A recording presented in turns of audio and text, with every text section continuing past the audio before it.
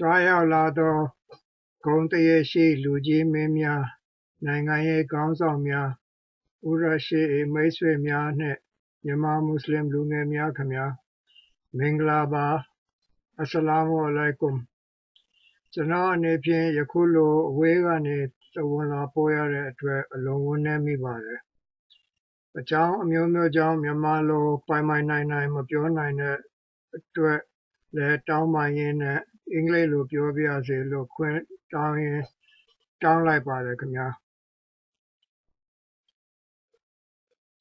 Distinguished guests, friends, colleagues, and admirers of my father, allow me first to thank you for your participation in this historic event. Someone once said that he who forgets the language of gratitude can never be on speaking terms with happiness. And of course, in Burmese culture, gratitude is a very important cultural trait. So I would like to express my very deep and sincere appreciation and thanks to all those who have given so much time, money, and effort to make this event a reality. While it may seem invidious to mention names, nevertheless, please allow me to thank some of the key people involved, such as U Zominton, U Kimong Cho, Dor Frida Shwe Sydney, U Sonyo, owner of the Royal Rose Restaurant, my cousin Haji U Elwin, and my niece Dr. Nwe U. Please forgive me if some others should have been mentioned, but the devoted work of all involved is deeply appreciated. I must also express my thanks to U Aung Tin, General Secretary of the Worldwide Burmese Muslim Association, who lives in Toronto, Canada, for being the one who first raised this topic of a centennial celebration with me and got me into the picture. Many speakers today will be highlighting various aspects of my father's life and contributions to Burma's freedom movement, its early development as a democratic nation, as well as his lifelong contributions for the betterment of the people of Burma and the Burmese Muslim community. I will therefore confine myself to a few aspects of his life that I feel are important for us to be reminded of today, and which also may not be that well known.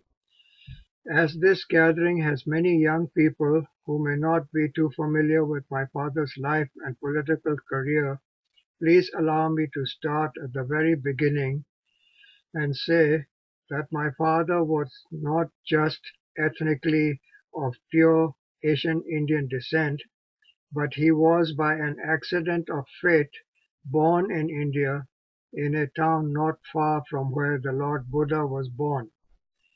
He was brought to Rangoon by his mother in 1915 when he was just 3 years old. This fact of his Indian birth was constantly used against him by his political opponents during every national election, but he always defeated his opponents with wide margins of votes, because the people knew of his sincere and devoted service for the betterment of the community and the country.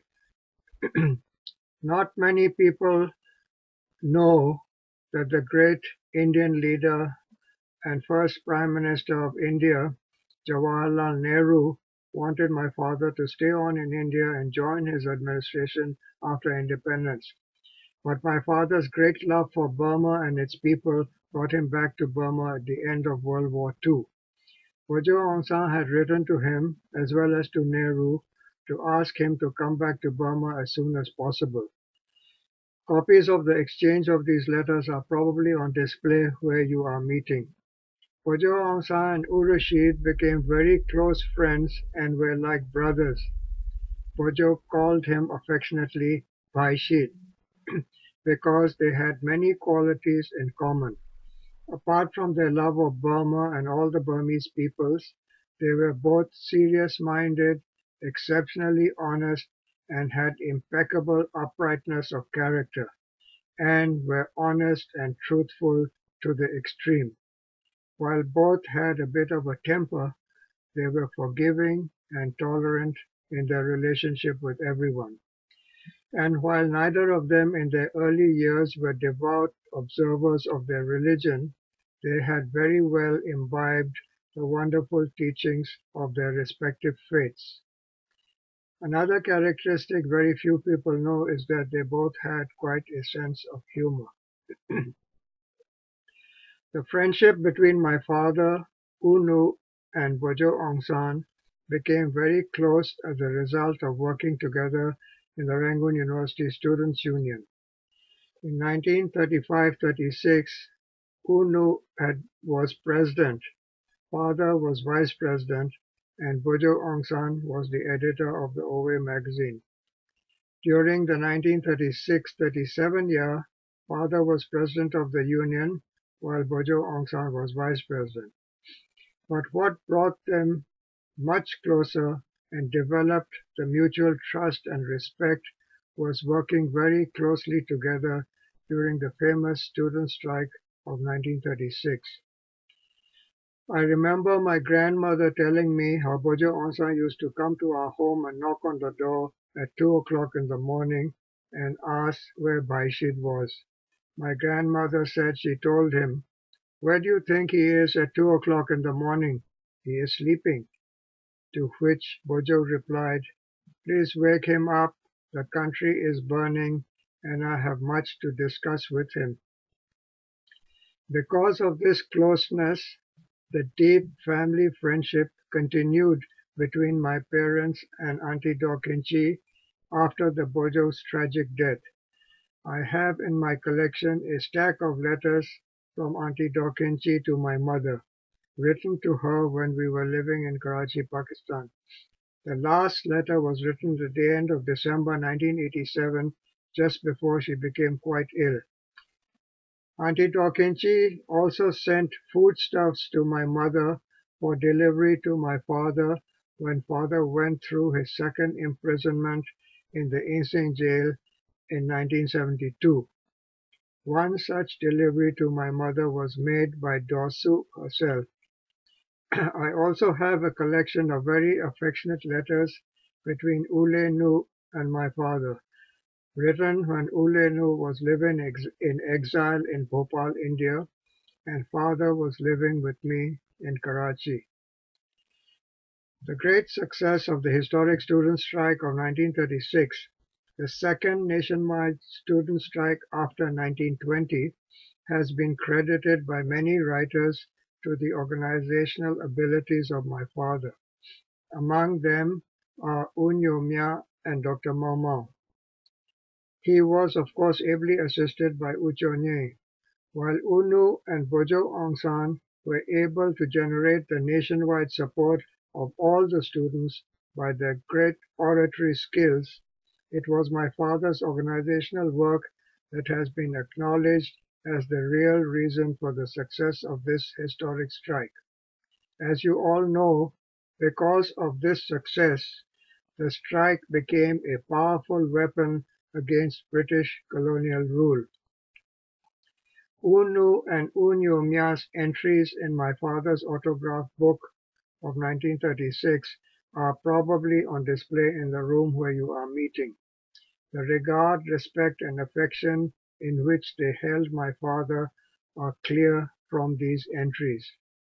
Because of the high regard and trust, as well as knowledge of father's great organizational abilities, UNU, when he was Prime Minister, always included my father in all his cabinets since 1952.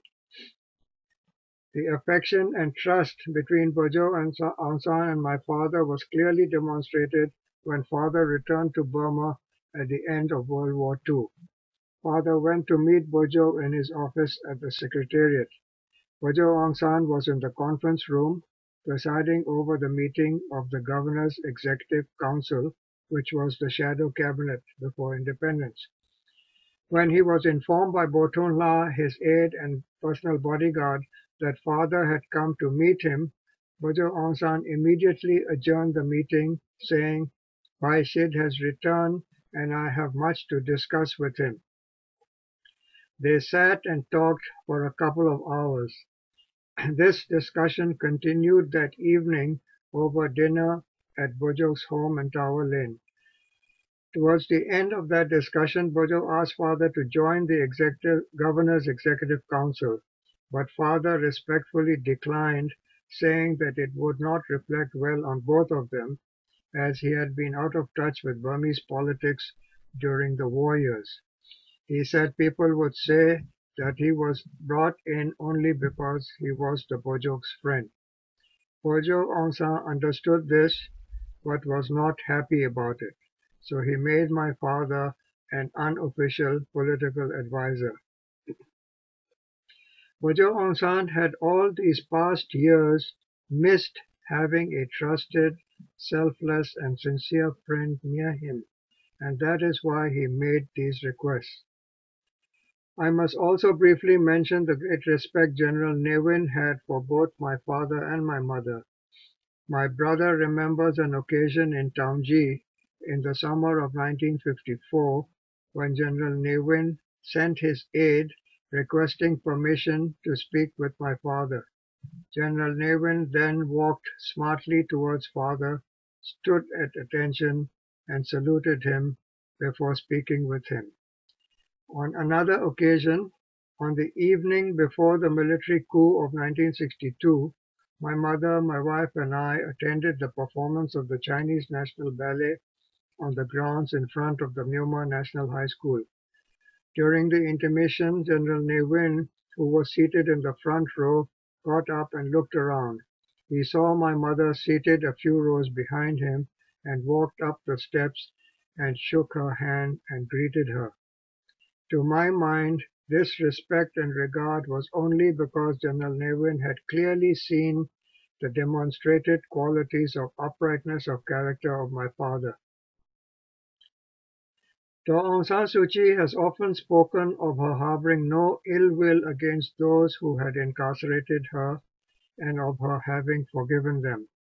My father expressed similar sentiments after his release from the 6 years of imprisonment he went through after the military coup of 1962. He was not angry and bore no grudge against those who had deprived him of his freedom during the prime of his life. He passed his 50th birthday in detention the first time and then passed his 60th birthday in the Ain Sing prison during his second imprisonment he went through in 1972. But it did not leave him a bitter man. In his letter to me at Karachi, Pakistan, he said he accepted this as the will of Allah and we must be patient and forgiving. Apart from all he did for the country, my father was also concerned about the Burmese Muslim community. I am sure others will speak to the many things he did, so I will only speak of the great pride he took in having organized and funded the translation of the Holy Quran into the Burmese language.